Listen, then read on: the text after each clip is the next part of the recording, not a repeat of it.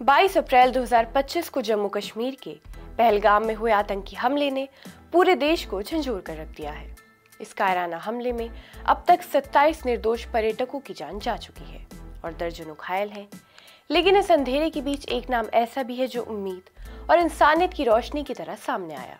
नजाकत अली, एक स्थानीय कपड़ा व्यापारी जिन्होंने सूझबूझ और साहस का परिचय देते हुए 11 लोगों की जान बचा ली।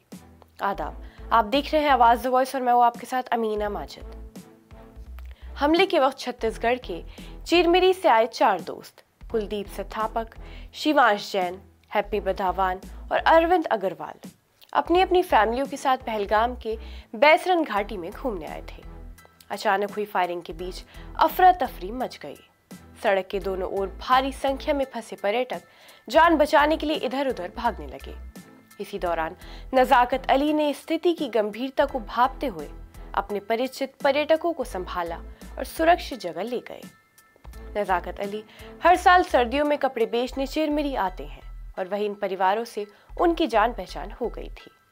यही भरोसा उनके साथ पहलगाम तक लाया था।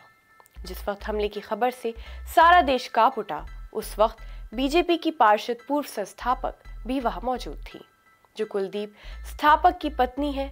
उनके 3 छोटे बच्चे भी उसी समय घटनास्थल पर थे। जहां पर कोई अपनी जान बचाने की जद्दोजहद में था, नजाकत अली ने धैर्य और विवेक का परिचय दिया।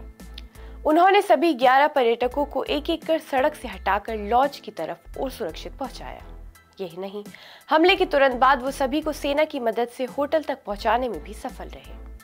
कुलदीप संस्थापक के मामा राकेश परासर ने मीडिया से बातचीत में बताया कि हमले के वक्त परिवार में 3 बच्चे भी थे। वो बेहद घबराए हुए थे, लेकिन नजाकत ने सभी को सुरक्षित निकाला।